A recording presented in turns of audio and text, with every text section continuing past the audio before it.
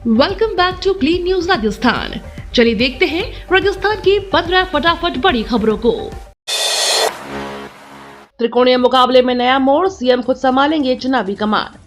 अंतर विधानसभा उपचुनाव और ज्यादा रोचक हो चुका है क्योंकि आज मुख्यमंत्री भजनलाल शर्मा खुद मैदान में उतरने वाले हैं। सीएम अंता में 4 घंटे का भव्य रोड शो करेंगे जिसमें वसुंधरा राजे, दुष्यंत सिंह और बीजेपी के बड़े नेता उनके साथ रहेंगे। मांगरोल से सिसवाली तिराहे तक निकलने वाले इस शो के लिए विशेष रथ तैयार किया गया है। इधर कांग्रेस पहले ही सचिन पायलट को उतार चुकी है, जबकि निर्दलीय नरेश मीणा भी युवाओं के बीच बड़ी पकड़ बना रहे हैं। 11 नवम्बर को मतदान होगा, 14 को नतीजे आएंगे। अंता उपचुनाव में गरमाया सियासी माहौल, सचिन पायलट का रोड शो। अंतर विधानसभा उपचुनाव को लेकर सियासत तेज हो गई है। पूर्व डिप्टी सीएम सचिन पायलट ने बुधवार को कांग्रेस उम्मीदवार प्रमोद जैन भाया के समर्थन में रोड शो किया और जनता से मतदान की अपील की। पायलट ने भाजपा सरकार पर हमला बोलते हुए कहा कि पिछले 2 साल में विकास का एक भी काम नहीं हुआ, बल्कि पार्टी अंदरूनी कलह में उलझी है। उन्होंने कहा कि अंतर का उपचुनाव सिर्फ एक सीट का नहीं बल्कि पूरे प्रदेश और देश के लिए संदेश है। रोड शो में बड़ी संख्या में लोग शामिल हुए और पायलट ने रास्ते भर जनता का अभिवादन किया। राजस्थान में मेडिकल सेक्टर में बड़ी भर्ती, 15,000 पदों पर जल्द नियुक्तियां। राजस्थान में चिकित्सा सेवाओं को सुदृढ़ करने के लिए बड़ी भर्ती प्रक्रिया जारी है। चिकित्सा और स्वास्थ्य मंत्री गजेंद्र सिंह खीवसर के अनुसार सरकार अब तक 35,000 से ज्यादा पदों पर भर्ती पूरी कर 28,000 युवाओं को नियुक्ति दे चुकी है। करीब 15,000 पदों पर भर्ती प्रक्रिया अंतिम चरण में है, जिसमें 12,000 पद राष्ट्रीय स्वास्थ्य मिशन के तहत भरे जाएंगे। विभागीय सचिव गायत्री राठौर ने बताया कि medical officer, nursing staff, lab technician, health supervisor सहित कई संवर्गों में नियुक्तियां होने जा रही हैं। सरकार का लक्ष्य स्वास्थ्य ढांचे को गांव शहर हर स्तर पर मजबूत करना है। राजस्थान धर्मांतरण कानून पर सुप्रीम कोर्ट की सख्ती, राज्य सरकार को नोटिस। राजस्थान सरकार द्वारा लाए गए धर्मांतरण विरोधी कानून को सुप्रीम कोर्ट में चुनौती मिली है। Association for protection of civil rights की ओर से दायर जनहित याचिकाओं में आरोप लगाया गया है कि यह कानून संविधान के मूल अधिकारों का उल्लंघन करता है। याचिका खासतौर पर उन धाराओं पर आपत्ति जताती है जिनमें कथित अवैध धर्मांतरण के मामलों में बिना न्यायिक आदेश संपत्ति जब्त या ध्वस्त करने की अनुमति दी गई है। सुप्रीम कोर्ट ने मामले की गंभीरता को देखते हुए राजस्थान सरकार को नोटिस जारी किया है और अंतरिम रोक की मांग पर भी जवाब मांगा है।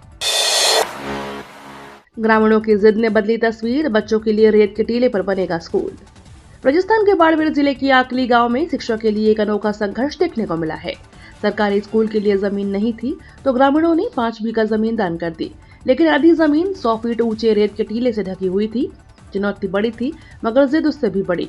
जिला परिषद की मदद और ग्रामीणों की मेहनत से मशीनें चली, ट्रैक्टर चले और टीला समतल मैदान में बदलने लगा। अब यहाँ नया स्कूल भवन और हरा भरा खेल मैदान बनेगा।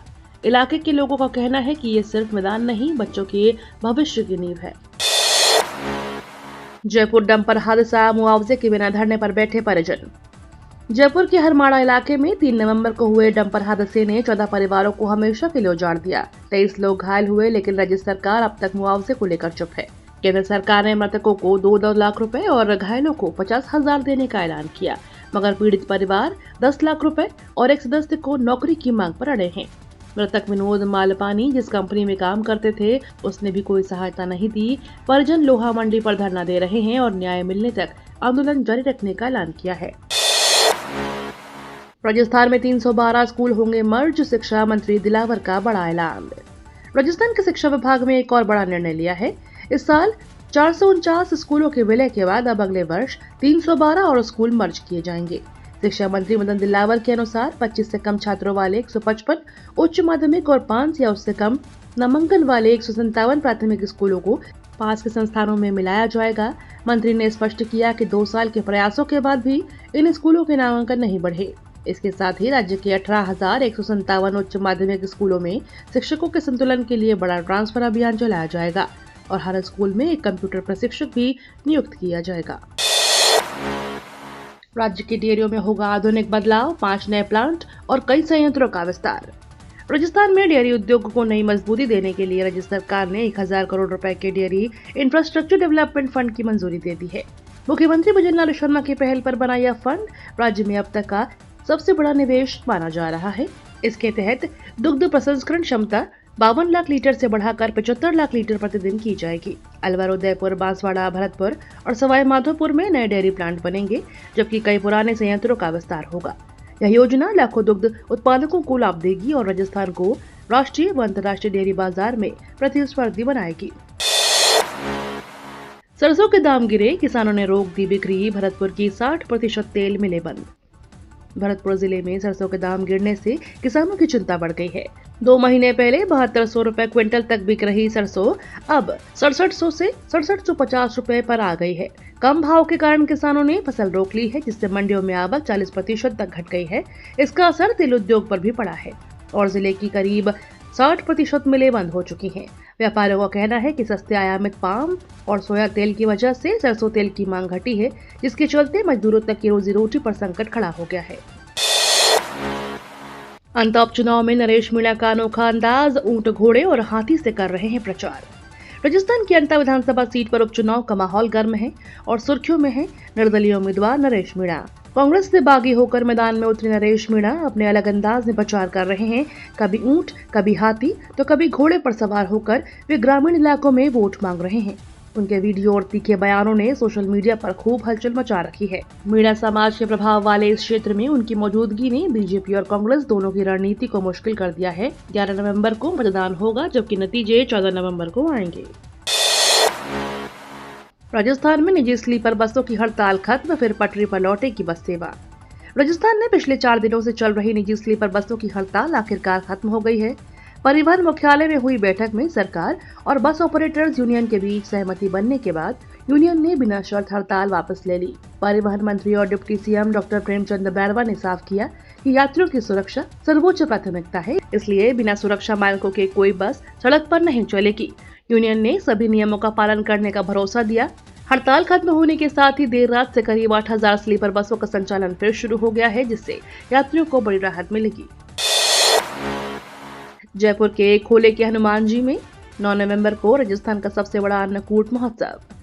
जयपुर के प्रसिद्ध खोले के हनुमान जी मंदिर में 9 नवंबर को 65वां लक्की अन्नकूट महोत्सव धूमधाम से मनाया जाएगा। यह अब तक का राजस्थान का सबसे बड़ा अन्नकूट माना जा रहा है, जिसमें 450 से अधिक हलवाई 1500 किलो घी और सैकड़ों क्विंटल सामग्री से प्रसाद तैयार करेंगे। 800 क्विंटल का 56 भोग, 80 से ज्यादा आइटम और 20 तरह की सब्जियां बनाई जाएंगी। 40 क्विंटल दही और 10 क्विंटल बेसन से 20 कढ़ाइयों में कढ़ी भी तैयार होगी। 8 नवंबर की शाम से भट्टियों पर प्रसाद बनना शुरू हो जाएगा। हजारों श्रद्धालु इस ऐतिहासिक अन्नकूट का प्रसाद ग्रहण करेंगे। पुष्कर और कोलायल मेले के लिए रेलवे की बड़ी सौगात, 6 जोड़ी स्पेशल ट्रेनें शुरू। राजस्थान के पुष्कर और कोलायत मेले में जा रहे यात्रियों के लिए बड़ी खुशखबरी है।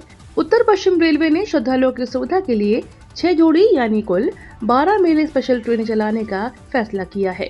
अजमेर से पुष्कर के बीच 6 और 7 नवंबर को 3 जोड़ी ट्रेनें चलेंगी, जिनके ठहराव मदार, माकड़वाड़ी और बूढ़ा पुष्कर पर होंगे। वहीं सभी ट्रेनें अनारक्षित होंगी, इसलिए यात्रियों को स्टेशन से टिकट लेना होगा। रेलवे ने भीड़ को देखते हुए समय से पहले पहुंचने की अपील की है। क्लीन इमेज मिशन पर संकट, जिलाध्यक्षों के चयन को लेकर कांग्रेस में बढ़ा विवाद। राजस्थान कांग्रेस में जिलाध्यक्षों की नई सूची बड़े विवाद में फंस गई है। राहुल गांधी के निर्देश पर फ्रेश और क्लीन चेहरे चुनने की प्रक्रिया शुरू हुई थी, लेकिन भेजी गई सूची में ऐसे नाम शामिल हैं जिन पर आपराधिक मामले दर्ज हैं या जिनकी छवि विवादों से घिरी है। कई जिलों की कमेटियों ने आपत्ति दर्ज कराई है कि जिन नेताओं को आगे लाया जा रहा है वे न सिर्फ चुनाव हार चुके हैं, बल्कि उनका जनाधार भी कमजोर है। मामला अब कांग्रेस हाईकमान तक पहुंच चुका है और संकेत मिल रहे हैं कि राहुल गांधी खुद इस सूची की दोबारा समीक्षा करा सकते हैं। संगठन सृजन का मिशन अब आंतरिक राजनीति का बड़ा मुद्दा बन गया है। नीट यूजी 2025, राजस्थान काउंसिलिंग के तीसरे राउंड में 527 अंक पर मिली एमबीबीएस सीट। नीट यूजी 2025 की राजस्थान स्टेट काउंसिलिंग के तीसरे राउंड का परिणाम जारी हो गया है। इस राउंड में 527 अंक और 26,451 ऑल इंडिया रैंक वाले स्टूडेंट को सरकारी फीस वाली एमबीबीएस सीट आवंटित हुई। काउंसिलिंग एक्सपर्ट परिजात मिश्रा के अनुसार दूसरे राउंड की तुलना में इस बार रैंक का अंतर कम हो गया है और राजस्थान की क्लोजिंग रैंक अब सेंट्रल काउंसिलिंग के करीब पहुंच गई है। वहीं एनआरआई कोटा में 117 अंक तक के कैंडिडेट्स को भी मेडिकल कॉलेज मिला है, लेकिन यहाँ एमबीबीएस की फीस करीब 1.25 करोड़ रुपए होगी। तीसरे राउंड में जनरल कैटेगरी की क्लोजिंग रैंक में 9,000 से ज्यादा की गिरावट दर्ज की गई है। ये तो थी राजस्थान की बड़ी खबरें। रोजाना सबसे पहले अपडेट पाने के लिए क्लीन न्यूज राजस्थान को अभी सब्सक्राइब करें।